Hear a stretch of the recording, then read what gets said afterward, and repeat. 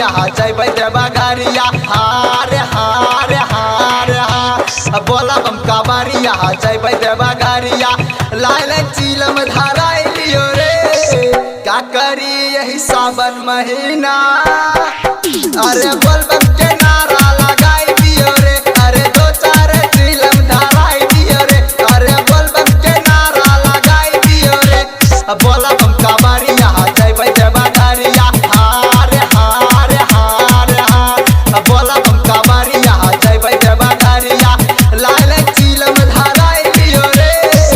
का करी यही सावन महीना अरे बोल बम के नारा लगाई दियो रे अरे दो चार चिलम धराई दियो रे अरे बोल बम के नारा लगाई दियो रे से बोला शिव शंकर भगवान की music by Riya studio Khagaria. लड़का कावरिया लिया गनवरिया चला न बाबा नगरिया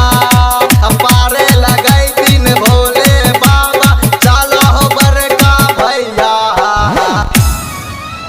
सुनो हो भैया लड़का कावरिया लिया गनवरिया चला न बाबा नगरिया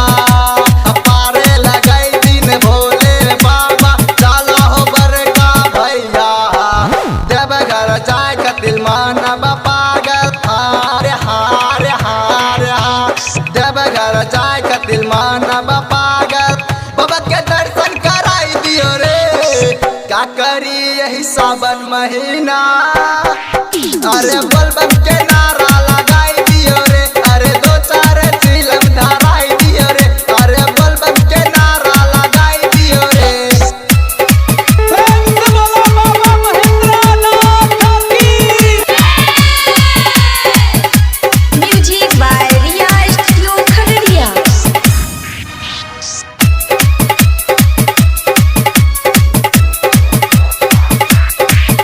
सुल्तानगंज में जल भरली हो देवघर में जाके चढ़ई हो मनमा के सपना पूरा हो तो बाबा के नाम तली हो भैया सुल्तानगंज में जल भरली हो देवघर में जाके चढ़ई हो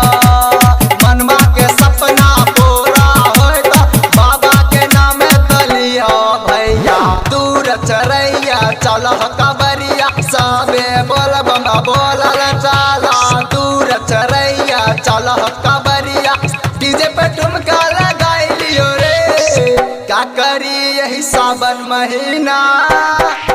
अरे बोल बम के नारा लगाई दियो रे अरे दो चार चिलम धराई दियो रे अरे बोल बम के नारा लगाई दियो रे बोलो बोलो शंकर भगवान की म्यूजिक बाय जहानाबाद। बीके विकास कहेली हाल सुनो ये भाई सुनहरा चला न जल्दी बाबा नगरिया चल के बातें दूरी हो भैया सुनो हो भैया बीके विकास कहेली हाल सुनो ये भाई सुनहरा चला न जल्दी बाबा नगरिया चल के बातें दूरी हो भैया मन करे खूबे बाबा के हम पूजब हार हार हार हार मन करे खूबे बाबा के हम पूजब मन से जलवा चढ़ाई दियो रे का करी यही दोस्ते सले से अरे बोल